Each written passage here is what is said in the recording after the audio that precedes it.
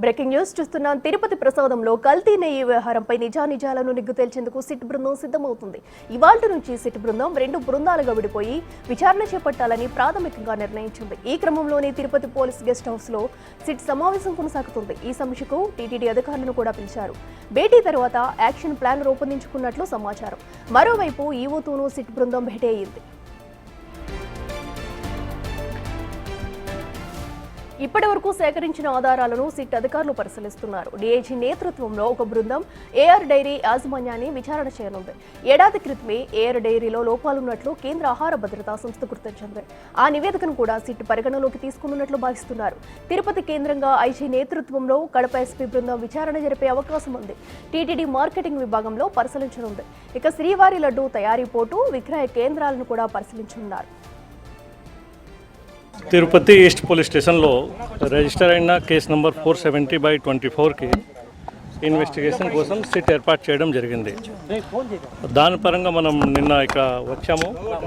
వచ్చినాక మన సిట్ కమిటీతో ఒక మీటింగ్ జరిగింది. మీటింగ్ తర్వాత కేసు డైరీకి మనం తీసుకున్నాను, రిక్విజిషన్ ఇచ్చాము. అండ్ ది సేమ్ టైం మన ఐఓ కూడా అపాయింట్మెంట్ చేశాము. ఫర్దర్ దాంట్లో కేసులో స్టడీ చేస్తూ డిఫరెంట్ టీమ్స్ మనం డిఫరెంట్ ప్లేస్లో కోసం ఇన్వెస్టిగేషన్ కోసం మనం పంపిస్తాము.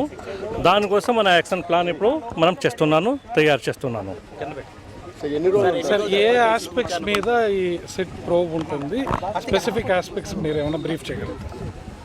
సిట్లో కంప్లైంట్ మనకేం వచ్చింది ఏఆర్ డైరీలో దాంట్లో కల్తీ నెయ్యి గురించి, దీని గురించి వేరియస్ ఆస్పెక్ట్లో అన్ని కోణాలతో ఏం జరిగింది, ఎలా జరిగింది మనం టీం ఫామ్ చేస్తూ ప్రతి ఒక్క. ఇక సిట్ విచారణకు సంబంధించి మరింత సమాచారం మా ప్రతినిధి దామోదర్ లైవ్లో అందిస్తారు. దామోదర్, చెప్పండి. మరి ఇప్పటికీ సిట్ బృందం అయితే తిరుపతి చేరుకుని అక్కడ భేటీ కూడా కొనసాగినట్టు తెలుస్తుంది. అనంతరం వీళ్ళ విచారణకు సంబంధించి ఎలా వెళ్ళబోతున్నారు ముందుకి, డీటెయిల్స్ సెట్. అఖిల, ఏదైతే సిట్ బృందం సభ్యులు ఇప్పుడే కొద్దిసేపటి క్రితమే ఈవో శ్యామలరావును కలవడానికి ఆయన గెస్ట్ హౌస్కి వెళ్ళారు. ముఖ్యంగా మనం చూడవచ్చు, ఈ గెస్ట్ హౌస్లోనే ఆయన్ను వారు వెళ్ళారు. సిట్ అధికారుల బృందం ప్రస్తుతం ఆయనతో సమావేశమైన పరిస్థితి. మొత్తం మీద తీసుకుంటే దీనికి సంబంధించి ఏదైతే ఇంతకు మునుపు మనతో మాట్లాడిన ఏదైతే సిట్ ఇన్ఛార్జ్ అయిన త్రిపాఠి మాట్లాడుతూ పూర్తి స్థాయిలో తమ దర్యాప్తు ప్రారంభమైంది.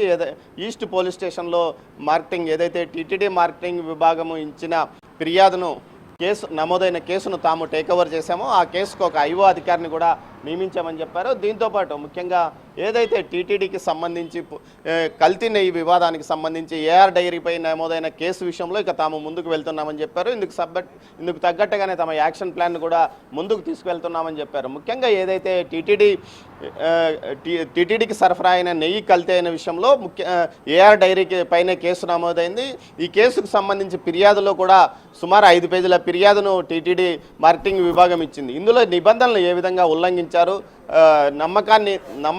నమ్మకంతో టెండర్ ఇస్తే దాన్ని మోసం చేశారంటూ చీటింగ్ కేసు కూడా నమోదైన పరిస్థితి. మొత్తం మీద ఇది సెంటిమెంట్గా మారిన నేపథ్యంలో ఏర్పాటైన సిట్ బృందం 9 మంది సభ్యుల బృందం మరికొంతమందిని ఇందులో అదనంగా చేర్చుకునే అవకాశం ఉంది. ముఖ్యంగా టెక్నికల్ టీంకు సంబంధించి వెటర్నరీ యూనివర్సిటీకి సంబంధించిన నిపుణులతో పాటు ల్యాబ్కు సంబంధించిన వారిని కూడా చేర్చుకోనున్నట్టు సమాచారం. ముఖ్యంగా వీరందరి సహకారంతో తాము దర్యాప్తును వేగంగా కొనసాగిస్తాము. అదే క్షేత్రస్థాయిలో ఎక్కడెక్కడ పరిశీలించాలో ఆ ప్రాంతాల్లో పరిశీలిస్తామని కూడా చెప్తున్నారు. ముఖ్యంగా మార్కెటింగ్ విభాగానికి సంబంధించి గోడౌన్స్కు ఎప్పుడు నెయ్యి ట్యాంకర్లు వచ్చాయి, ఎప్పుడు ఇన్ను అవుట్ అయ్యాయన్న విషయంతో పాటు ముఖ్యంగా ఏఆర్ డైరీ నుంచి మొత్తం 10 ట్యాంకర్లు వచ్చాయని రికార్డుల్లో ఉంది. ఇందులో 6 ట్యాంకర్లు వాడిన తర్వాత ఆ 4 ట్యాంకర్లను ల్యాబ్కు టెస్టింగ్ పంపించారు. ఇందులో 4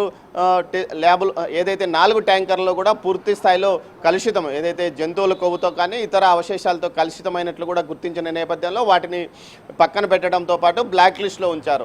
తర్వాత వారిపైన క్రిమినల్ చర్యలు తీసుకున్నారు. జూలై నెలలో ఈ వ్యవహారం నడిచింది. ముఖ్యంగా టెండర్లు మార్చి నెలలో పిలిచారు. మార్చి నెల నుంచి మే తర్వాత వారి సరఫరా ప్రారంభమైన నేపథ్యంలో 10 ట్యాంకర్ల నెయ్యి అంటే 1600 టన్నుల నెయ్యిని వీరు సరఫరా చేసిన పరిస్థితి. దీనికి సంబంధించి కలుషితము వీరు ఇచ్చిన నెయ్యిలో 6 ట్యాంకర్లను వాడారన్న విషయాన్ని కూడా ఇటు సీఎం చంద్రబాబు నాయుడుతో పాటు ఈవో కూడా ప్రకటించిన నేపథ్యం. మొత్తం మీద ఈ కేసుకు సంబంధించి దర్యాప్తు పూర్తి స్థాయిలో కొనసాగిస్తున్నాము. క్షేత్రస్థాయిలో 3 ప్రాంతాల్లో పరిశీలన చేస్తాం. ఏదైతే ఇటు దిండిగల్లోనే ఏఆర్ డైరీతో పాటు వారికి అనుబంధంగా సరఫరా చేసిన ఏదైతే వైష్ణవి డైరీ యొక్క ఒక్క విషయాలను కూడా తెలుసుకుంటామని చెప్పారు. అదేవిధంగా ఇటు తిరుమలలోను తిరుపతిలోను ఎక్కడైతే నియోగించారో ఏ ప్రాంతంలో టెండర్స్ విషయానికి సంబంధించి నిబంధనలు ఎవరు మార్పు చేశారు, ప్రతి ఒక్క విషయాన్ని కూలంకషంగా పరిశీలించి దర్యాప్తు చేస్తాము. కేసును పూర్తి స్థాయిలో ముందుకు తీసుకెళ్తాము. ఖచ్చితంగా ఎక్కడైతే అడాల్ట్రేషన్ జరిగిందో దానికి సంబంధించిన వారిని ఖచ్చితంగా పట్టుకుంటామని కూడా సిట్ బృందం చెప్తోంది. అదేవిధంగా ఇందుకోసం ముందుగా ఇప్పుడు ఈవోను కలిసి ఆయనతో గతంలో ఏదైతే టెండర్ల వ్యవహారం విషయంతో పాటు ఆయన జూలై నెలలో అడాల్ట్రేషన్ అయిందని ప్రకటించాడు. ఆ నేపథ్యంతో పాటు తాజాగా జరిగిన వాటి వివరాలు వెలువరిచిన విషయాల్లో ఆ రికార్డులను మొత్తం ఆయన ద్వారా తీసుకొనున్నట్లు సమాచారము. అయితే ముందుగా ఈవోను ఇప్పటి వరకు వాళ్ళు కలవడానికి వీలు కాలేదు. ఏదైతే నిన్నటి నుంచి సుప్రీంకోర్టు ప్రధాన న్యాయమూర్తి తిరుమల పర్యటన నేపథ్యంలో ఆయన చాలా బిజీగా ఉన్నాడు. సుప్రీంకోర్టు న్యాయమూర్తిని తిరిగి పంపిన తర్వాత ఆయన తన నివాసానికి చేరుకున్న వెంటనే సిట్ బృందం సభ్యులు ఆయన అపాయింట్మెంట్ తీసుకుని ఆయన వద్దకు వెళ్ళారు. Akhila. Right Damodar, thank you.